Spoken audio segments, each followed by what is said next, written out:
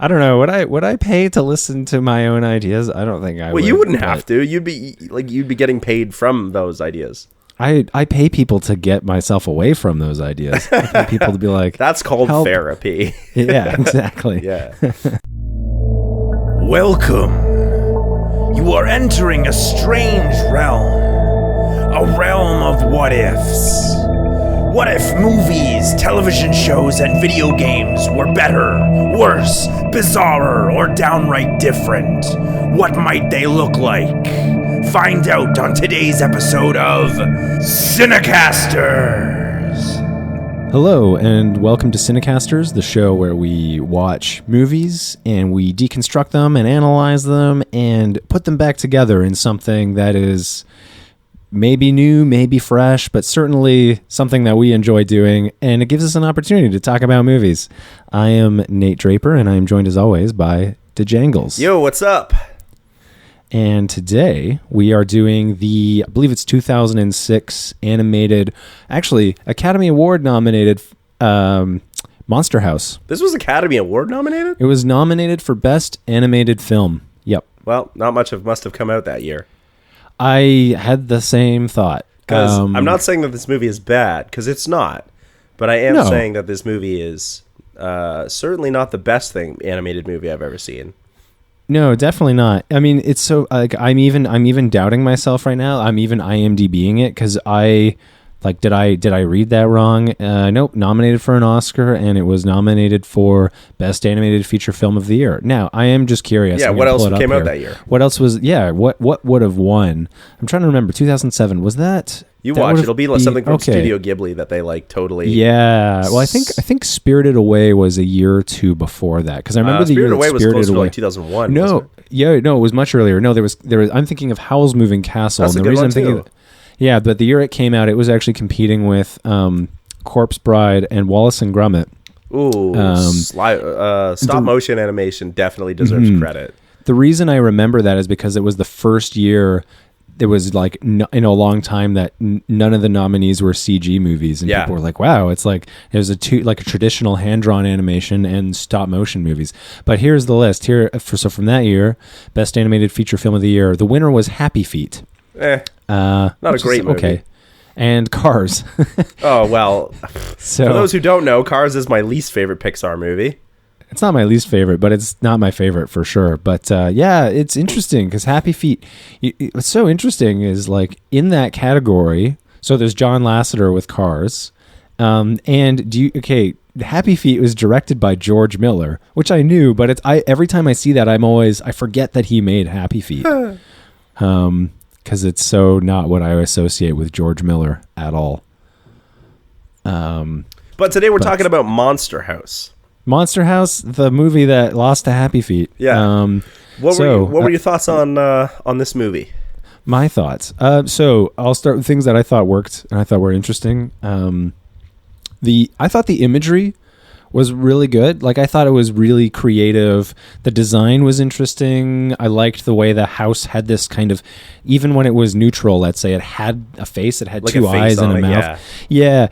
But I think what I appreciated most, just from a visual aesthetic perspective, was the way the shots were designed, and it was the scene transitions. I thought that the way the story flowed visually was actually really interesting, and I thought it was paced well. Like I think it moved well. Like I wasn't bored. No, I would totally agree. And just visually, especially that opening scene with the leaves, there's like a certain amount of tension, and that's all like done through the music. But the quick cuts and the way this movie like works, and even the way that little girl like sings, it's all very tense. It was like you could tell this was in the realm of horror. And actually, what was interesting was once they were inside the house, I was much more relaxed. It transitioned much more to like an action. Like a children's action movie, because up until that point, it's kind of spooky. Like it is. It's really well done. Especially, so I actually highlighted this. There's the scene where he's fallen asleep. DJ's fallen asleep. I know. And the sky turns red, and the shadow of the house, and then it turns into a hand. When that first started happening, and the sky turned red, I was like, I literally wrote this down because I said it out loud. I said, "The floor is leaking shadows, and I hate it." Because that made me really uncomfortable, and it was kind of disappointing. Not that not that I think that this movie was bad again, but it was kind of disappointing that once it became like I mean, it was still kind of interesting because we don't know what happened to Constance, and we find out like who the house is, and there's still the mystery there, but it wasn't nearly as scary. It had become this sort of like Goonies-esque adventure, and I appreciated it for that. But when it was like sort of tense and sinister, I was on board. What I wasn't on board with was that there was this sort of dichotomy between like, I mean, I guess it comes back to the main theme. I think the main theme is supposed to be DJ is not a child anymore. I think, but what winds up happening is at times I was like, yo, I want to know what's going on with this house. That's like some spooky, scary stuff. But then he gets like abused by his babysitter and his babysitter's boyfriend, I guess. Yeah. Bones. Yeah. And I was like, this is the real scary part of the movie. Yeah. Yeah. Like, or the fact that he thinks Nevercracker died on top of him, which was really well done. It's so scary, but it's such a, like, from the eyes of a child, you'd be like, oh my God, but death is sort of this normal thing, right? That we have sensationalized. But what I thought was weird was like that the abuse from his babysitters was sort of like normalized. Like, I don't know, if this movie was supposed to take place in 2006, that would not have gone down like that. And if he himself had like had a dude die on top of him, or at least was hospitalized on top of him, the first thing I would do as a caretaker, not even his babysitter, as a like medical professional, like as a paramedic, I would have been like, yo, where the fuck your parents at? Because this is traumatizing. Yeah. Oh yeah, for sure. And then his parents kind of just, they had gone away on vacation already, I think. Yeah, they'd already left. And so it was sort of, I mean, I think the idea was to set him up as like he was alone and on his own, like it's kind of like set dressing. And this sort of, I mean, his parents were basically they weren't really necessary. You could have removed them from the plot and it wouldn't have mattered. That's why I think the theme is supposed to be DJ's growing up. Which is why the other thing that happens is once the monster house starts, like once they're inside the monster house, I kind of lost a little bit of the magic that I was talking about as well, because I felt like the theme was DJ supposed to be growing up and that adults couldn't see the house, and whether that was the house being smart or whether it was just like because they were still children, they feared something that was like spooky. When in actuality the house was just sort of spooky and it was their imaginations getting away from them. Right. But once the house was actually like proved to move, it was I don't know. There's a version of this movie, I think, where that could have easily been done where the house itself wasn't actually alive. It was just the three main characters, childlike youth, seeing the house before they slowly like grow up. Yeah. I mean, that could have been one direction to take it. I mean, that was another criticism I had for the movie too. But before I get to that, there are a few other things that I did appreciate about it. One was I did think there was a good balance, at least earlier on, because I agree. I think it's after they get into the house, the movie kind of, it loses its ability to sustain your interest. At least it did for me. It's not spooky anymore. No, I agree. It was because you would think that would be.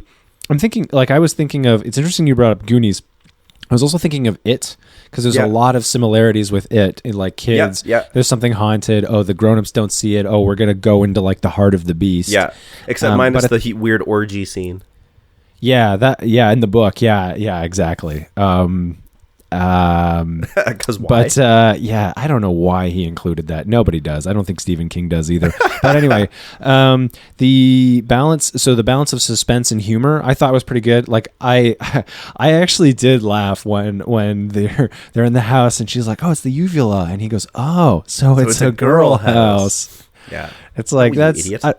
It's just seemed like such a thing, like a 12-year-old boy would say. Yeah. I do think that their behavior around Jenny is really fun. But I do think the way Jenny is treated is less fun by the camera itself. Yeah. Well, I also thought like the whole trope of like, oh, here, let me give you a kiss and now you'll be brave enough. I just thought that was so infuriating. So dumb. Like I remember as a kid being like, really? Oh, why? That's so stupid. And it's not even so stupid because you're a kid and you're like, ew, girls. It's stupid because there's no sense of lead up to it. There's no reason for it. It almost comes across like prostitution. Like, I need you to do this thing, so I'll give you a kiss if you do it. Yeah, and it's just, for me, it was, I think one of my issues with that is that there were a lot of things about it that were just so cliche. Yeah. And I understand that it's like, it seemed to me like it was kind of playing off, like it's sort of like a retro movie tropes, but I felt like a lot of those just didn't work. Yeah. That was one where I just was like, I don't buy it. I just don't believe that would be enough to then like, oh yeah, sure, I'll walk out onto this crane with a stick of dynamite. Yeah, okay, I've changed my mind. I think one of the other interesting things about this is I do think there was a retro aesthetic, but I actually think the movie was stronger without it. I think the movie was stronger if it had just leaned into its characters and just let them be more than stereotypes, because basically every character in this is a stereotype. Yeah, exactly. And I agree. That's my point, is that it just, the characters were, I think the most interesting character, frankly, was actually Chowder. Really? I would have said Nebbercracker. So Nebbercracker and Chowder. The reason I say Chowder is because you at least get a sense, there's the one scene where he's talking to his dad, and you actually get like a kind of a moment of vulnerability from him when he's talking to his dad on the phone. And I thought, like, okay, I feel like I'm actually, like, that was a moment where it almost convinced me that this was like a real person. Actually, now that you bring that up, I'm also remembering at one point when DJ calls Chowder up and he says, like, where are your parents? He says, my dad's at the pharmacy, clearly working late. Mm-hmm, and my mom's at the movies with her personal trainer. Exactly. And so he's from a broken home. Exactly. There's actually like there's a lot more going on, and that came across to me. I was like, oh, there's actually like a story to this character. The other ones, I didn't get that same sense quite this, like, to the same extent. And Nebbercracker, like, definitely, there's a whole backstory, like the whole thing, like, it's alluded to that he was like in World War II or something. Yeah. So there's a lot of things that are planted that you go, oh, I thought they were going to do something with PTSD. I thought so too. That's what well, I'm trying to remember it when I first saw it, because I actually have this movie, I have very strong memories of it. Like, watching it again, it's been several years since I saw it. I saw it when it first came out as a kid. But I actually remembered quite a lot of it. And so I was surprised how much I remembered. But I think the thing that I was expecting to sort of see more in it this viewing was that I was expecting to see some connection to, like, oh, he's a World War II soldier. Yeah. They've made it very clear, like, they drew attention to that through that image. I'm waiting for that to come back, and it never did. No. Which is interesting, because other than that, this movie does a pretty good job of always laying down, like, setup payoff. Yeah. Like, this movie will go like, here's the explosives. Later on, we're going to see explosives. Here's the excavator. Later on, we're going to use the excavator. Here's the, every part of it gets referenced. Yeah, exactly. I think where to me, I think the biggest thing criticism I had in terms of, like, as a whole, why it didn't work. Well, first of all, I thought there were too many plot threads, but mainly I felt like the circumstances of DJ seeing this house, trying to figure out what's going on, and blowing up the house didn't really actually have any, like, it didn't really challenge him as a character. Yeah. I did not get the sense from beginning to end that this is going to be something that he's going to look back on later in life and go, oh wow, that was an experience that really shaped me. Yeah. It seems more like, oh, this will be a cool story that I'll tell, like, oh yeah, there was this haunted house across the street and I threw a stick of dynamite down the chimney and blew it up one day. No, I don't get the sense that it really. I got the same kind of thing. Like, there's no theme, and that's why I thought it was supposed to be DJ's growing up, because they keep making references to puberty. They keep making references to, like, I'm not a little kid. You can't treat me this way. So, but it never really goes anywhere. Like, Nebbercracker never like treats him like an adult. Neither does Elizabeth. His parents come back and they don't. I don't know. Nothing changes. Nothing was given up except they made a new friend. Exactly. And I think that's really why it ultimately doesn't work. And I think halfway through why I started losing interest is because it felt like, okay, now it's just kind of become a Goonies mystery and we're trying to figure out what's going on in the house, which to some extent is interesting. However, I felt the reveal to that, like the way in which she died and the way in which he was poured into concrete seemed kind of arbitrary when Yeah, it was actually a revealed. bit strange. Like, Yeah. I don't know. Yeah, that was not really all that well done. I wonder if there's a darker version of this movie where like she was eating people.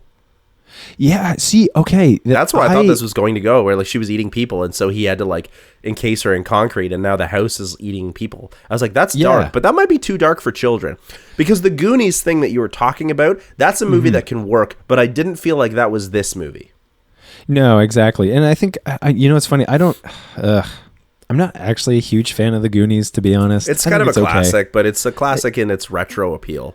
Yeah, I mean, it's fun. Like it's certainly got there's a lot of charm to it, but yeah, it's been so long since I've watched it. My sort of recollection of it is I would have a similar criticism to that I have of this movie, where it's like, okay, oh, you went on an adventure and cool. Like it has sort of like a serial, like soft covered novel feel. Yeah. Paperback feel. That's what it's called. That sort of like Penny Dreadful, something you'd pick up at like an old bookstore on your way to the cottage. Yeah, exactly. Yeah. You know, where it's sort of like these serial novels where it's like, okay, here's the next installment. And okay, well, that was fun to read, but it doesn't have the same feel. Like this isn't like a monumental episode in this character's life that they're going to look back on and go like, oh yeah, that was like a defining experience for my life. And I feel like that for a movie to really land, it has to have that feeling. It doesn't necessarily have to have that feeling. I just think it depends on what kind of movie you're making. Because it's a children's movie, there has to be some indication of, as Alyssa would say, like in children's books, you have to come home. In the story, you have to come home, right? Mm-hmm. It's in like teenage dramas that you can leave home, but in a children's story, you have to come home, or there has to be a returning to like normalcy. But there still has to be something that was given up, and I felt like this movie what was given up? This. There's no sense of like loss at all. Even the loss of his childhood, or, you know, had they risked anything? I mean, I guess they did risk something, but I don't know. Like we talked about this last time with Logan's Run. There's no turn. Yeah, exactly. Like for the character, I mean. Mm-hmm, yeah, and the thing is, like, it depends what kind of movie you're making, because there are certainly movies where the stakes are not, you know, stacked up on top of each other, and they're still interesting movies, but I felt in this case they were kind of laying the groundwork for that, and it seemed like it was trying to go that way, and it just didn't quite get there. Yeah, I would agree with that. But well, I do want to lay the foundation in one more way, because I forgot to mention this at the beginning. I have seen this movie before. And is it a 2-letter word? Is it a 2-letter? No. Okay, but there's another movie. I have seen this movie before. I'll get to that in a second. Oh, you're talking about like actually. I've seen this movie before, but I didn't remember a lot of it because I'd only seen it in French. This was a movie when I was in grade 9. We were learning all the Halloween adjectives because it was Halloween time, and that's what you do in grade 9. You add to your vocabulary. So c'est Halloween, and we watched Monster House. Nice. La Maison Monstre. Monstrique, something like that. It's been a long time, but I remember not remembering it very well. Fair that's enough. Interesting, because generally I remember French movies pretty well. But I was also in grade 9 and less interested in foreign film. So fair enough. Yeah. But so this is the first time I watched this movie in English, and it hits different. Yeah. So what was? I mean, is there anything that like stuck out to you that you were like, oh, I totally did not get this? I think the biggest part was when you understand what's going on. So tone certainly helps, okay? Right. Music and tonality certainly helps. But when you understand what's going on, it comes across as creepier. I think if there's somebody out there who was like, I want to watch horror movies, but I don't want to get scared, watch them in a foreign language. Because you can certainly read what's happening in the subtitles, but because you're not getting like context clues through what people are saying, you're only getting context clues through like your reading comprehension, your reading comprehension, and your musical comprehension through your ears is very different. I will say that. Right. So, for instance, like Nevercracker was way more intimidating at the beginning. I think I remember him being silly. in French. In this version, it was way more intimidating. Yeah. That could also just be the way they dubbed it too, because this would have been the original, like Steve Buscemi. Or Buscemi rather, doing the voice. Yeah. I've heard it both ways. I don't. I thought he was way more intimidating in English than he was in French, but that also makes sense. Not a native French speaker. Right. Yeah. Right. I think they would have hired someone to do his voice, but they probably did. And some famous stars have like people who constantly just do their voice in other languages. Right. Yeah. So I don't know if that was the case. Like I said, I was in grade 9 learning French. I probably was only half paying attention anyway. Right. Yeah. For whatever reason, but. Yes, I just wanted to lay that context down, but I will say that inside the house, the lighting was really impressive. Yeah, like visually, the lighting was impressive because I wasn't overly impressed with the CG animation. I found it's very wooden, and I figured out why that bothers me so much. It's the facial expressions. Yeah. Apologies. That's okay. Yeah, it's the facial expressions are really wooden. I'm dying here. I feel like the are you okay? Oh, I'm slowly dying. It's okay. For those who don't know, I contracted COVID. I was gonna say, do we? Yeah. So I apologize if the audio on this one is a bit off. I am self-isolating, so we're doing this remotely as we often do. But I am looking at Andrew or to Janglez right now with his eyes closed, just like tears pouring down my face. Fuck. Okay, I'm back.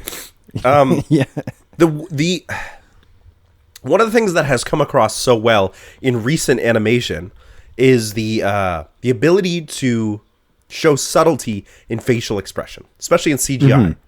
Yeah, I'm thinking of Frozen and Tangled. So even like a decade old now, but it's so good. Yeah. Okay. So when you'd said that you'd seen this before, and I said, "Is it a 2-letter word?" Basically, this reminded me.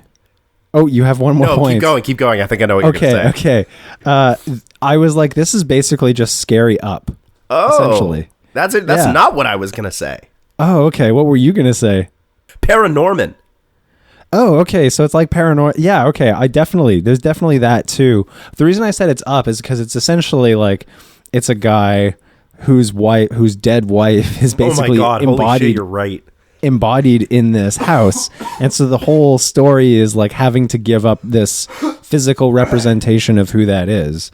And I was thinking about it like as I was writing my pitch, I was like, because one of the things I think why it works so well in Up is because there's like a 20-minute montage at the beginning of the movie that basically you see the development of their relationship, and so that when she dies, you feel it as an audience, so that's why it's hard. You feel why it's difficult for him to give up that house. Yes, let's remind everyone of the most traumatizing 8 minutes in movie history. Exactly. Now, I think I was thinking about like, okay, well, this movie didn't have it. I don't think it necessarily needed it because Nebercracker is not necessarily the main character, but I did feel like that was another thing that I felt was missing from it was the turn to him, like, oh yes, now we're free. It felt kind of empty to me because I think it would be more interesting if he was the main character. Yeah, exactly. Well, that could be one direction you take it. Yeah, because then the turn, I think if you explored that, the turn would be far more interesting that way. However, you're right. If it's from his point of view, then it's just Scary Up. Yeah, exactly. Minus the dog, which is the best part. Yeah, exactly. Yeah, and those first like 8 minutes. So traumatizing. Yeah. The other thing is, as much as I love John Heder, is it John Heder or John Heder? Again, whatever. Which character? He's the he's the guy playing in the arcade. That's Napoleon Dynamite. Napoleon Dynamite. Yeah. So as much as I'm a fan, that scene. And I think it's a good scene. Like, I think it's kind of a goofy scene. It's not a bad scene. No. It's just, I was like, wait, this. As I thought about it later, I went, wait, that guy doesn't come back. He does really at the end in the sort of post credits. Oh, okay. I didn't stick around for the post credits. So there's a scene where Bones comes out of the house, like the right. lot. I saw that. Yeah, and then he like wanders over and sees Elizabeth or Z on the car, and she's like flirting with Skull, which is Napoleon Dynamite. Right. And he's like, I got me a real man who appreciates me. And he's like, whatever, and walks off. And she's like, Bone, wait. So like clearly making bad life decisions. Right. Yeah.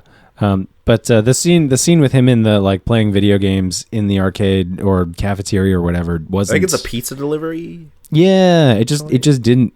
It's not wasn't necessary. a necessary scene. Yeah. No. Not a bad scene. It wasn't like I was rolling my eyes. I thought it was kind of goofy and kind of like chuckle, like ha ha oh ha ha. I didn't get anything out of that scene really. It was like you said, it was funny, but I feel like the Thou Art Dead, like the video game, was kind of creepy, where it was like yeah, exactly. and that was that like transition good was tonal interesting. setting. Yeah, I gotta say the cuts in this. The reason I brought up Paranorman is because we talked about this retro aesthetic. Mm-hmm. In this movie, at the beginning, I felt like I was watching John Carpenter. Yeah, following the leaves and like the setting and this girl. It's very spooky. It's very well done. Mm-hmm. But Paranorman, I think, does a better job of like playing with every trope from every horror movie. It's clear that you're watching a movie that is about fear because it's making reference to all these classic horror movies, but the theme lands. I mean, I did a whole episode of This Is a Thing extolling the virtues of why Paranorman isn't a horror movie, but why it understands how fear and horror work. Yeah. So definitely go check that out if you're listening on the CineMasters channel. But my point here is just like this retro aesthetic that I think this movie was going for, because it feels kind of timeless. Like, when is this movie supposed to take place? I was trying to figure that out. I thought it was like 60s, 70s. But it's hard to tell. Yeah. That's why I said there was like a retro aesthetic. But they also have tape decks, which would have been more like 80s, I guess. Yeah, maybe 80s. Again, like right in the era of John Carpenter. Yeah, exactly. Which is what I felt like this was. Like, what if John Carpenter's Halloween, but for children? Yeah, exactly. Yeah. But because I was actually there's one scene where the phone rings, and I was actually imagining, I was waiting for the ringtone to sound like the Halloween theme song, because they make that reference in Paranorman. Because I had the same thought while watching it too. Oh yeah, there's definitely I'm getting some Paranorman vibes watching this. Yeah, I could talk about that movie for days, because I absolutely love Paranorman. It's terrific. Yeah, I will say that we touched on this a little bit. The humor in this was fun.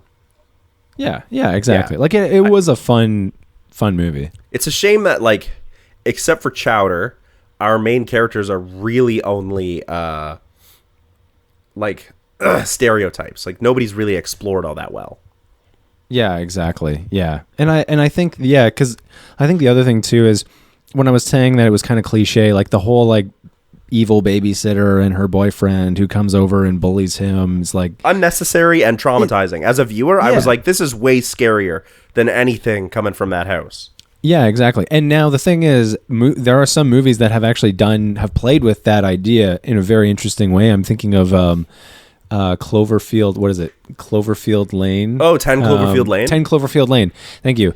With John Goodman and Mary Elizabeth Winstead and that other guy whose name I can't remember. But John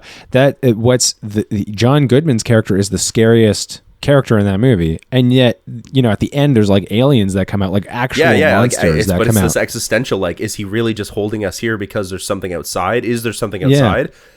But it plays with that. But it plays with that idea, because the thing for her, the scariest thing for her, is to confront her father. Yeah. And that's who John Goodman represents in that movie. And so for her, she's actually defeated the scariest thing, and now she can go and defeat actual physical aliens, monsters. Yeah. It actually maps the Hero with 1,000 Faces, Joseph Campbell trajectory, mythic pattern perfectly. Like, she descends into the cave. Yeah. She confronts her demon. She comes back to society with the boon that allows her to help society, which is that in this case, she's defeated her fears. Yeah. And now she can help society defeat this actual scourge that's come to, like, from outer space. That's really well put. Yeah. Yeah, this movie doesn't have that. They didn't give anything up. They don't come back with any real boon. Like, I think the idea is we're supposed to empathize with Nevercracker and the house, but the house doesn't, it just goes on a rampage. Yeah, which I actually thought was kind of cool. It's an interesting visual representation, but when Nevercracker has that moment where he's like, hey, like, we got to let this go, and she's like, no, and turns angry, I was like, I feel like that would be the moment that you'd want. I mean, you got to have your action scene at the end where your characters do something. But because the action scene doesn't show our characters grow in any meaningful way, then Nebbercracker's like emotional turn doesn't matter either because his appeal doesn't work.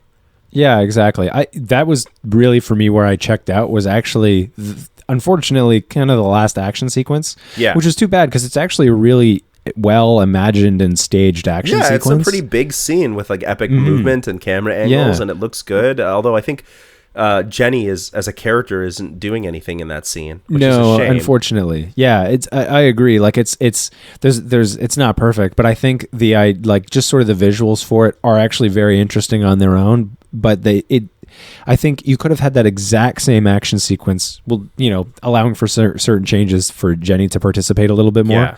But you could have had more or less that exact same action sequence, just if the lead up to it was different, so that the like blowing up the house and then him confronting the house and saying like, no, leave those children alone would have had more weight to it. Yeah. And I think that's really, it's sort of that kind of that middle zone where it starts to fall apart for all the reasons that we talked about. Yeah. Like I said, I don't think this movie is bad, but it certainly was very unsettling at the beginning in all the right ways. Yeah. And then it sort of becomes, like we said, this Goonie-esque adventure, which there's a place for, but it didn't feel like that was this movie. Yeah. Based on the tonal aesthetics and story that we got in the beginning. Yeah, exactly. Now, some movies can have like tonal shifts, but if they work well, I feel like this movie became an adventure. Yeah, exactly. Where I think it would have been better. Like it was more interesting as an unsettling movie. It was like a horror movie for children. Kind of like Paranorman was, except Paranorman, I will say, Paranorman wasn't as creepy as this movie. No, and Paranorman's also really funny. Like it's got some scary moments, but it's also like, I'm thinking of the scene where they're actually like driving and they've got the one like old pilgrim who's sitting in the back, like the dead zombie. Oh yeah, and they're all like, ah! Oh, so yeah. Like there's a lot of really funny moments. And the fact that whole driving sequence, I always forget that's stop motion. Like, come the fuck on. I know, yeah. Oh man, that studio, Leica Studios. Leica. Oh man, I love their films. Unreal. Yeah. That's my favorite stop motion. If it was a musical, it might be my ultimate favorite, but it's not. Still one of my favorite. It's certainly movies up there. Time. It's certainly up there for me. I think it's of that studio. I actually think it might be my favorite. It's my favorite from Leica, for sure. Yeah, I liked Box Trolls, and Coraline is absolutely as well. Terrifying, but yeah, Coraline's like fucked, but like really good. Yeah. And Box Trolls really surprised. I wasn't. It's interesting, but I had actually, for whatever reason, I had very low expectations of it and saw it and was like, wow, this is really smart. Actually, now we keep coming back to like the horror stop motion because this movie is very similar in aesthetic to Paranorman and Coraline. Yeah. But I should mention that Leica also did Kubo and the Two Strings. Yes, which is just visually spectacular. Yeah. But let's get into some pitches. Yeah. I'm not feeling super great about mine. Mine's not great either, but do you want to go first? Yeah. You know what? I went first the last two times. Are you sure? Because the last time I think I went first, you went, damn it, I should have gone first. Oh, maybe. That's up to you. Did you go first last time? You went first last time. Do you want me to go first? If I went first last time, yeah, you go first. Okay, here we go. So my movie starts out with DJ spying on his neighbor. So we get the little girl with her bike, and it's taken away by old man Nebbercracker. DJ sees this, and he even sees like DJ spying on him, so we can get a cool like zoom effect where we see like Nebbercracker look up and it zooms through the telescope, like from Nebbercracker's point of view through the telescope, and then we see like DJ like pull away from the telescope and it's his reaction. Like I just think that would be a really cool shot. Through the telescope and then because he realizes that he's been caught. So DJ tells his parents about the stolen tricycle, and she's like, "Oh, you have such an active imagination for a young boy." And his father basically is like, "I want you to stop spying on the neighbors. Just because someone is different doesn't mean they don't deserve respect." And he's like, part of growing up is knowing when to help someone even when you don't want to. Right? Just because you don't want to doesn't mean it's not the right thing to do. So DJ's parents are going out of town, and clearly we can see a bit of some unrest in the house, and we're not quite certain what it is. We can tell there's some unrest in the house. Okay. DJ's mother keeps treating him like a child. She doesn't want to let go, but DJ's father wants him to like grow up, not necessarily in a traditional masculine sense, just he's not a boy anymore. And so there's a little bit of tension there. They're also not dentists. So we can see that they live on a street with some larger houses, and theirs is quite small. And they basically, as they're getting into the car to leave, the dad is like, I think we should tell DJ. And his mother's like, no, like, we got to save his feelings. And DJ, of course, notices this, but says nothing. And we get the sense his mother is babying him. And his father wants to treat him like respect, something DJ wants to live up to. So DJ is playing basketball. It lands on the lawn of Mr. Nebbercracker. And he's like, crap. He thinks he can get it back before Nebbercracker notices, and he runs onto the lawn, but is distracted when he thinks the house moved. And Nebbercracker appears and yells at him to stay away from his house, but he has an episode and collapses. DJ immediately runs and calls 911, and the ambulance shows up, and Nebbercracker isn't dead, and DJ doesn't think he's dead. He's just like, he had like some kind of episode with his heart or his lungs, but he clearly needs to go to the hospital. As he's being taken to the hospital into the ambulance, he tells DJ to keep everyone away from the house or else bad things will happen. So he's like, I'm going to the hospital. You have to keep everyone away from the house. And DJ's like, well, I'm not doing that. You're crazy old crank. So the babysitter shows up. Her name is Elizabeth, but she's from like a stay overnight babysitting service. And she's not like a terrible babysitter. She's like an actual babysitter. So we see she respects DJ, but she treats him like a child. So in my version, DJ is 14. He could easily stay at home by himself for 2 days, but his mother has insisted on a babysitter. So now we get this weird clash where Elizabeth and DJ, she like respects him, but he's not a child. And so her activities are a bit young for him. And like she's a professional and from a high-end service and is a bit posh and upscale. And we can see she has a few comments about how she's not used to older kids or DJ's house, which is smaller. Yes. So when the two of them reach an uneasy agreement that she's like, you can do what you want within reason, and I'll be there for emergencies and to like look after you. So if you need anything, I'm here. And they sort of like reach this agreement where they stay out of each other's way. And we can also get a scene where we see like Elizabeth's pastimes. So she's like very upper class, not really upper class, but she has more expensive tastes. So DJ watches the house through his telescope, and as a dog walks up, he sees the house come alive and appear to eat the dog. When he tells Elizabeth, the dog is ruffled but back on the sidewalk, and he's like, okay, smart house, or something's going on here. So this is just in time for Jenny to show up and offer to sell candy. She tells Elizabeth she's from an all-girls academy in town. Actually, it's not an all-girls academy, it's just a private school. Okay. It's a private school in town, and Elizabeth is like, I used to go to that school, and so they agree to purchase some money to help Jenny, and then Jenny moves on. DJ sees Jenny and thinks that she's pretty, that's why he gets distracted by her, but realizes she's going to Nebbercracker's house, and he runs like outside and tries to stop her, but the house wakes up and tries to eat her. DJ manages to save the girl, and they introduce themselves. However, the house has eaten all of Jenny's candy and all of her profits that she was selling. So she's like, I got to get those back. Like, I worked hard for that. And DJ is like, Mr. Nebbercracker told me to stay away from the house, and I'm not going into that house. And Jenny is like, well, I'm getting my candy back whether you help or not because I worked hard for it. And basically, like, really pushy and entitled. And DJ sort of goes, well, I can't, like, she's going to do it, and I gotta help her even if I don't like her. Like, that's what a responsible person does. Mm-hmm. That's what a grown-up does. So in order to do this, to get supplies and whatnot and come up with a plan, Jenny offers her house. And in this moment, we get this awkward, funny moment where he has to ask Elizabeth to go over to his friend's house. And she's like, oh, that's nice. Like, who's your friend? And he's like, it's Jenny. And he has to, like, introduce this girl that he just met to his babysitter. Okay. But he's embarrassed because he thinks Jenny is pretty. He doesn't really like her now, having got to know her. But, like, he thinks she's pretty, and now he's introducing this pretty girl to a woman who is essentially his babysitter, even though he's 14 years old. Right, so just awkward comedy. And obviously Elizabeth has already met Jenny, but I just think that would be really funny.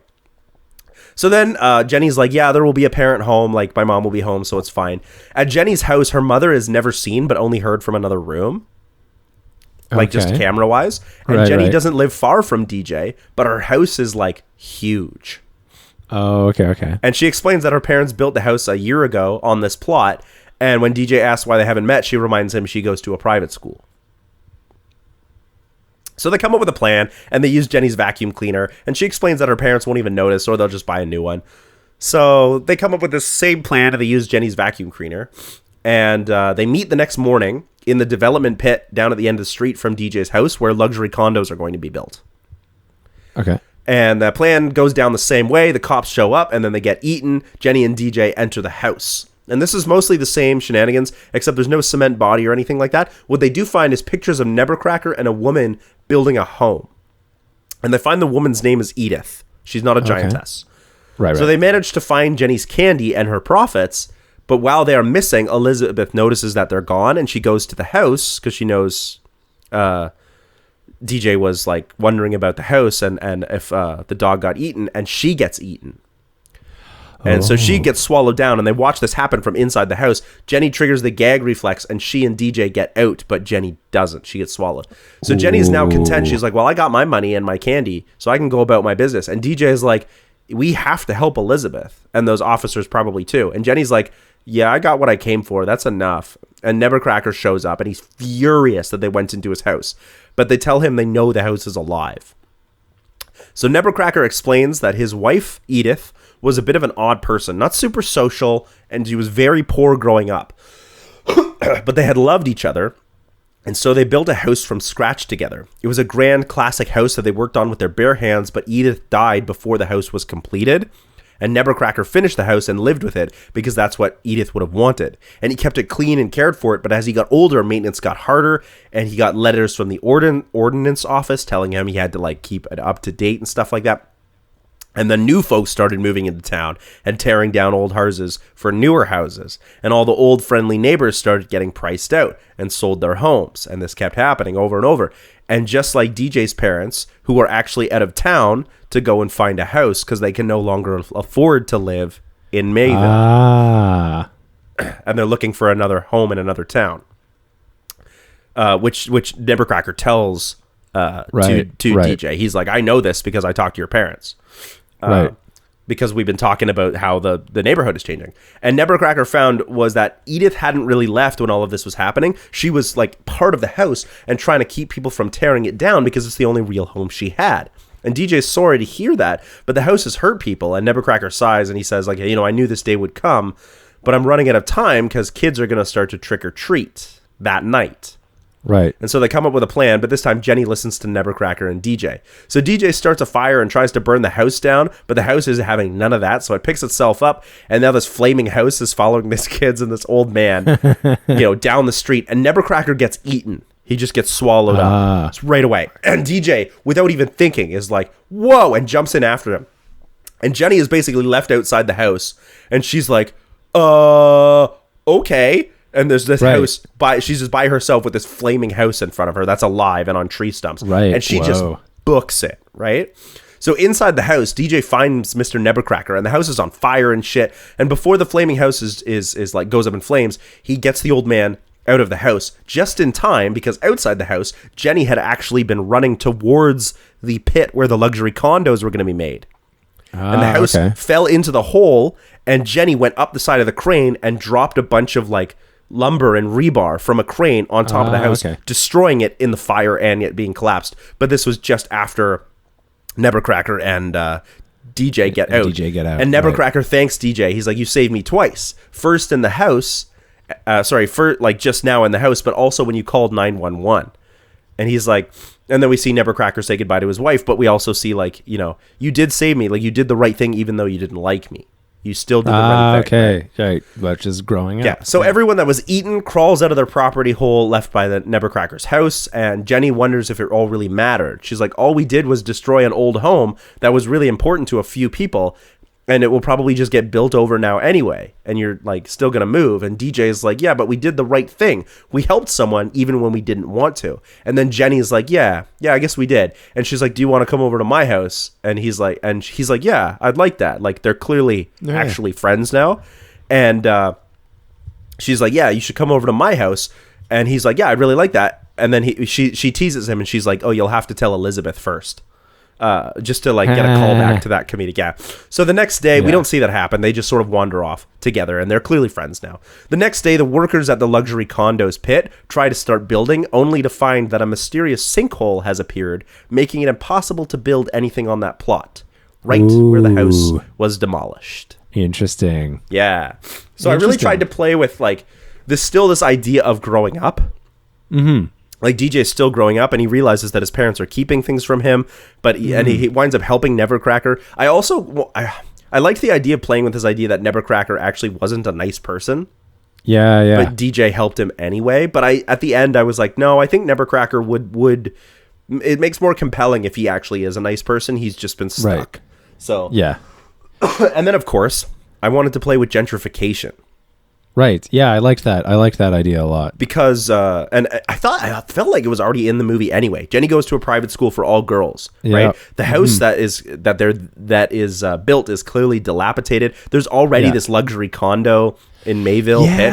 So I was sort of just like, hang on a second, like, I feel like this movie is telling me about gentrification. Like this house is fighting back against progress for the sake of progress, simply because like it was a house that was built through love and not through industry. You know what I mean? Right. And so I wanted to play that up. So Jenny is very selfish and entitled and goes to a private school. Elizabeth is very posh and clearly from a company that looks after young kids that are from this new and up and coming gentrified town, as opposed to older kids like DJ, who's just trying to, live his life and grow up. Yeah. So and the fact that his parents are looking for a new home. Yeah. Yeah. Okay. I like that. I like that angle a lot too, because that was another thing where they definitely draw attention to that in the movie. And it almost seems like they had that conversation at some point while they were making it. So that's interesting. Yeah. The only thing I might have added was, I did want to talk about gentrification. It was hard to make it land at the end, because I did want to have the gentrification sort of be like, oh, we did learn something. We can stop gentrification, but then it felt like it was too heavy-handed. So I sort of did the classic horror movie thing where the hand comes up at the very end. Yeah. And instead of the hand, it's there's a sinkhole, right? Yeah. No, that's interesting. I like that. Yeah. So my version is probably not a kid's movie. Oh. Probably not a kid's movie. You can decide at the end. But, okay, let's hear it. My setup is a bit different. Essentially, it's DJ and his mom moving into a town. There's no dad. His mom works late, but we get the sense that it ended recently, but they've basically in a rush, they've moved to this small town, and he's moved across the street from Nevercracker, and he's basically like, okay, this house is just creepy. And it goes through some of the typical stuff, him at school, and so he actually meets Chowder and Jenny at school, and they become friends that way. Yay! And so it's a more organic way of bumping into each other. Like they all go to the same school. One night, DJ's going to bed and he hears his mom on the phone, and she's talking to someone really angrily. And we get the sense, okay, she's talking to his dad. And so at the next day at school, he's talking to Chowder and Jenny, and he's like, they're like, oh, yes, what happened? Tell us about where you're from. And he starts opening up about my dad, my mom and I moved here, and I know something's up. I don't know what it is, but I'm not, I want to ask my mom about what's going on, but she's like, I just heard her last night talking to my dad, and she seems angry, so I don't know how to bring up the topic. I don't know if my dad's coming or what's going on, but I know something's happened. And then he starts talking about and there's this creepy house across the street, and they're like, oh, that's Nevercracker. And then you get the whole oh yeah, and and he murdered his wife and he buried her in the basement. Oh yeah, you gotta have a creepy backstory. Yeah, but it's all it's played up, and so he's right. The way kids always do urban myths, oh, creepy old Nevercracker. Exactly. However, Jenny does actually she actually does do some digging, and she does say there's she finds these newspaper clippings. It's apparently actually there are cases of people going missing, and he's always been suspected. Ooh. But they've never been able to find evidence for it. Anyway, So in my version, so DJ's mom, she's working late, and so she has to hire a babysitter regularly. And in my version, this is Z. But in this version, Z is actually nice, and they actually get along. And so over the course of the film, She's still like super cool though. Yeah, she's still like super cool, punk, but she actually yeah, cool. exactly. Yeah. But she actually they actually play board games, and she actually likes him. And so she kind of like becomes a bit of like an older sister for him. Yeah. Anyway. One day, but we also get the sense that she comes from a bit of a troubled family too. Anyway, there's one day, DJ Chowder are playing basketball. It's the same kind of idea, and the basketball goes onto the lawn. DJ goes over to get it, and Nebercracker comes out and he's like, "Hey, what are you doing? Get off my lawn." Has like a heart attack on the lawn. Ambulance comes. And at that point, DJ starts having these really weird dreams. I'd probably do the same thing where it's like the shadow and the hand comes thanks, up. I hate it. Yeah, I thought that was I just always thought that was really such a cool image. But like Yeah. immediately as it started happening, I was like, why is the floor leaking shadows? Anyway, but his mom is still around. Like his mom like comes back after this. Like she leaves work and she's like, "Hey, are you okay? Like that sounds traumatic." So he like takes school off the next day, and they're hanging around, and his mom's like, "Hey, you know what? Like I think we should go like just say hi to Nebercracker in the hospital." And he's like, "Oh, Mom, I don't want to do that." She's like, No, I just feel like, he's a neighbor. He's an old man. He lives alone. We should just go and check on him. So they go, and they're in the hospital. Nebercracker's asleep, and it's one of those scenes where it's like you think he's asleep, and then they're like, "Okay, we should go." And then he like wakes up and he like grabs his wrist, and it's sort of played up. He's like, "What are you doing here?" And you have a doctor come in and who would like diffuse it by going like, "Oh, don't worry about him. He's on really heavy medication right now." But basically, he's like, no matter what you do, like, don't go near my house. Like, do not go near my house. And so his mom and DJ are driving away, and you're kind of like, the way it's played is he's just like, oh, he's just kind of this old grumpy man who just doesn't want any kids near his house. Anyway, DJ's mom, like, she has to work late again, and this time what happens is Z is over, they're hanging out, and Z's boyfriend Bones, like, there's a knock on the door, and it's Bones, and she's like, "What are you doing here? You're not you're supposed to pick me up at like 9 o'clock. Like, I'm still babysitting this kid," and he's completely pissed drunk. Oh shit. And she's like, "What are you doing? Like, you're drunk? Why are you drunk? You drove here?" He's like, "Don't worry about it." And he starts coming in and he starts being a jerk. And she's like, "No, you can't be here, right? Like, why? A, you can't be drunk. B, you can't drive drunk. And C, like, I'm still babysitting this at work, kid." yeah. Exactly. Like, you said you were going to pick me up after I was done. This is not cool. So she kicks him out of the house. Anyway, he's like, so Z's in the front door, and he's like, now he's on the front lawn, and he's starting to make a scene, and she's like, shut up. Like, there's other people who are trying to sleep. Like, don't make a scene. He's like, "I'm not making a scene. This is making a scene." He walks over to the other side of the street and he throws a rock at Nebercracker's house. And he's like, and she's like, "Stop. What are you doing? Like, he's in the hospital." He's like, "Oh, Nebercracker's in the hospital?" The guy who like, and then he started like, "I had a kite. I had this really awesome kite when I was a kid." Like, just on a drunken rampage. Yeah. And he's like, "You know what? Fuck Nebercracker." So he like walks onto his lawn. He's like, "Hey," and he starts like, "Hey, Nebercracker. Hey, oh, you're in the hospital. Oh, too bad." And so he starts, he's making a scene on the lawn. But then he walked right up to the front door, and then the house just eats him. And Z and DJ both witnessed this. And they're like, "Holy shit, the house just like ate Bones." That motherfucker. So Z's like, "Okay, we're calling the police." So they call the police, and they're trying to explain it on the phone. And so like the police show up, and Z is like, hey, the police are like, "Hey, you can't, like, this is not being a role model. You're not being a good example to this kid. You can't play pranks like this. If you call us again, there's going to be serious trouble." Okay. So Z's like, no. Like, the house ate my boyfriend. It sounds like a Robert Munch. It's just a Robert Munch title, like, "My house ate my boyfriend." Yeah, exactly.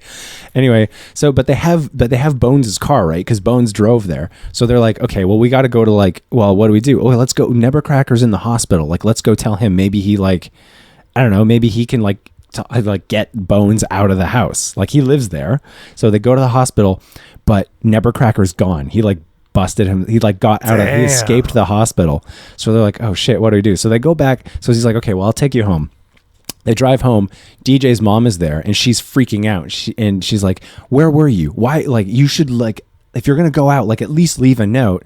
And so she's furious at Z. And she's like, you know what? This was a terrible idea. I know I shouldn't have, like, hired a babysitter. Anyway, so Z basically, like, leaves thinking that she's now fired. DJ's, like, sent to bed.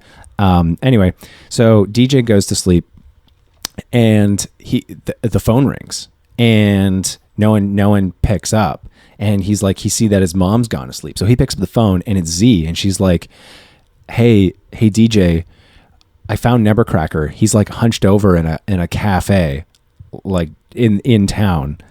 I'm gonna go and talk to him. And so DJ's like, here, wait, like my mom's asleep. I can like sneak out. So DJ sneaks across town and meets Z at the cafe where Nebercracker is like having a coffee at like, you know, at midnight.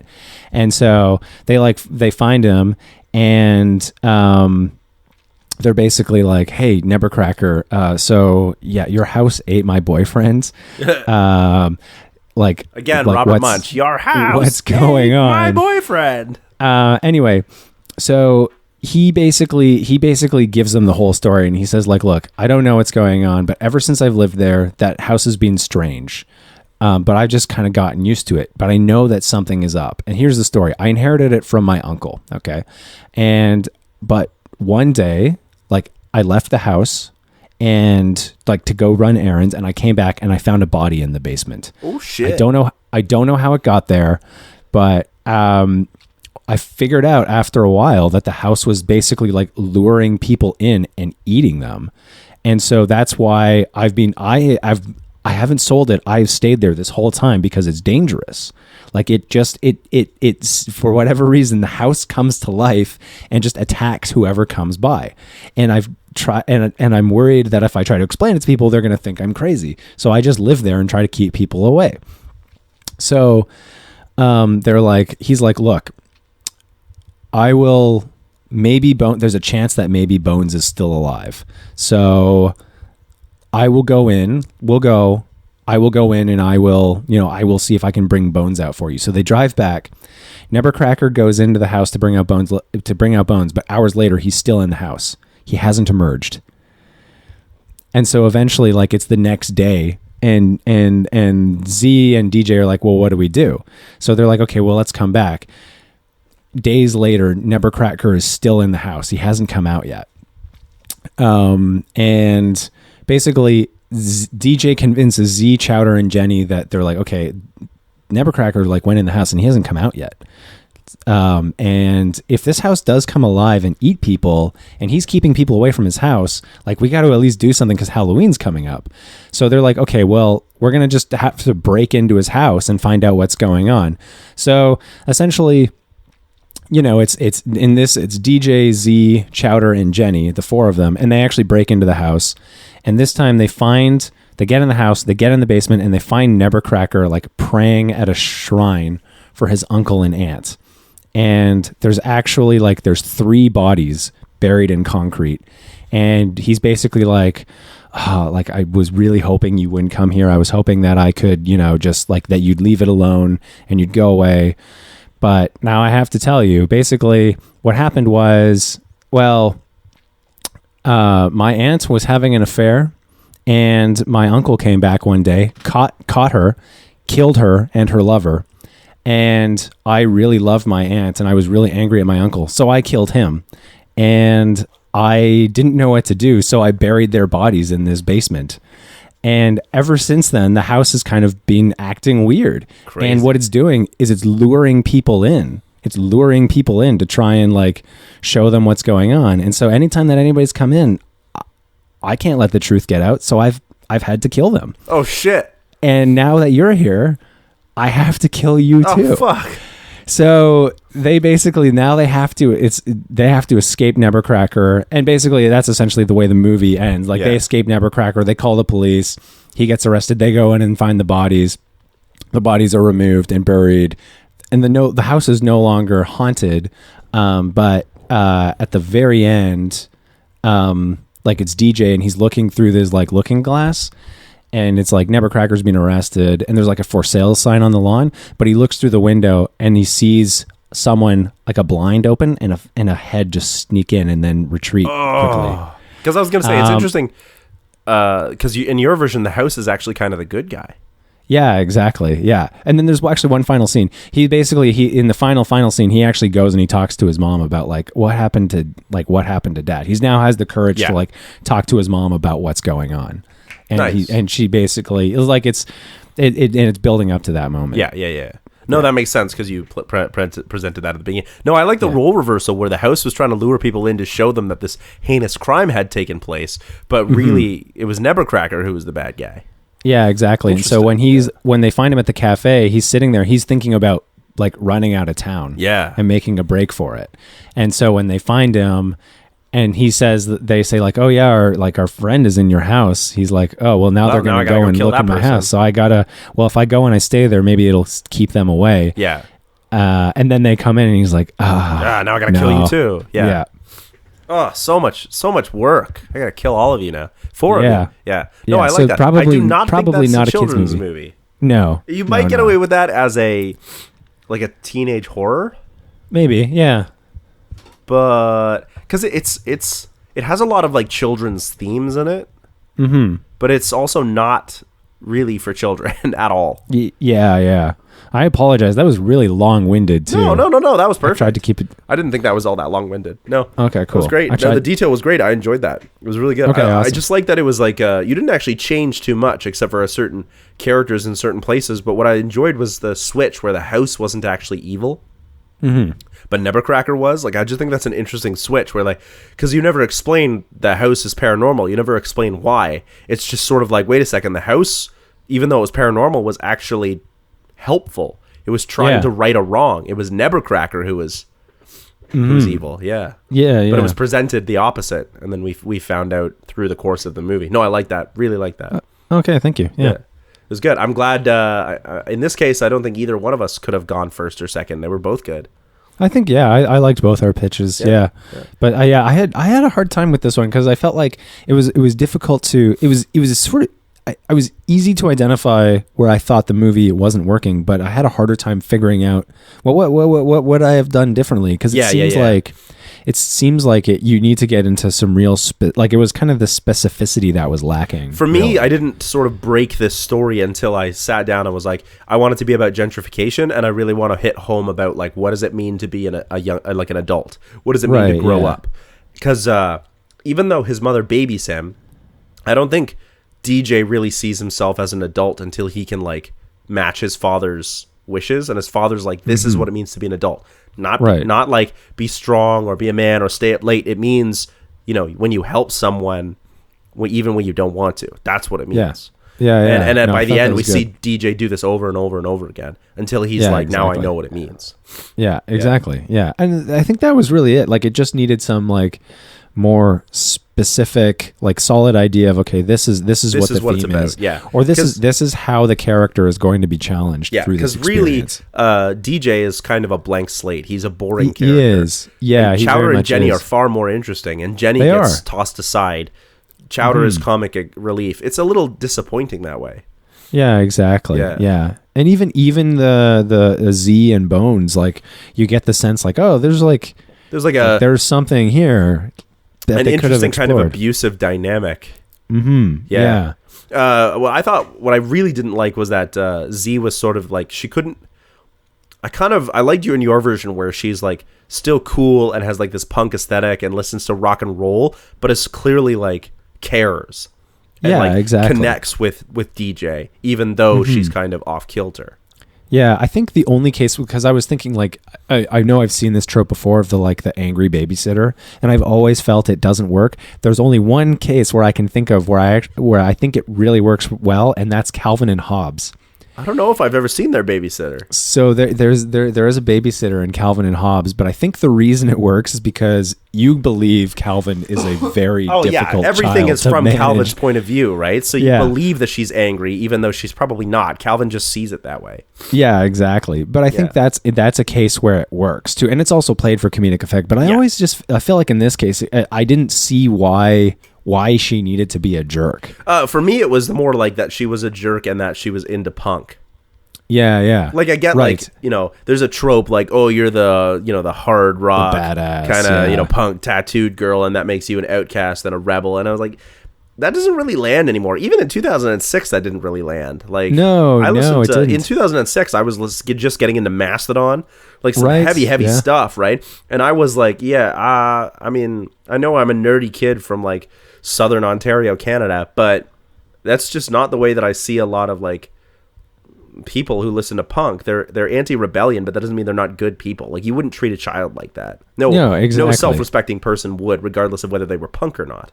Yeah, exactly. And that's like, for me, I tried to, like, with Bones, I thought it would be less of like less of them being mean and more of he just showed up completely inebriated and was like, whoa. And her reaction, because I also felt that her reaction to Bones, like, being mean to this kid she was babysitting, like, she did say like, okay, Bones, cut it out. But I was like, I don't know. I feel like even in that case, that character as presented would push back a lot more and go like, whoa, dude, you cannot do destroy that. Like, his not okay. toys. Yeah. Yeah, absolutely. I would have been more okay with this kind of stereotyping if the movie played into it a bit more and did like the classic slasher thing. Oh, okay. Where like any morally compromised individual is killed off, and then you're left with like the quote unquote virginal last girl. Right. I thought that they might have been playing with that at the beginning, but they didn't really go that route, because I thought Bones is going to get eaten by the house, but they sort of abandoned that quite early. Yeah, exactly. Yeah. Well, any last minute thoughts about? No. House? I was the only thought I had as you were giving your pitch was, I actually think my favorite stop motion animated. I know this isn't stop motion, but my favorite stop motion movie is still Wallace and Gromit: The Wrong Trousers. It's a good one, but I think mine is either Paranorman or The Nightmare Before Christmas, and I'm leaning more towards Paranorman. Interesting. Yeah. I know. Yeah, like, I think the animation and short, storytelling in Paranorman is better, but I'm a sucker for music. But I'm not gonna let that blind me to how good Paranorman is. Oh yeah, Paranorman's an excellent choice. Yeah. Cool. Where can people find you? My website, www.nathanieldraper.com, or letterboxed at DraperNate.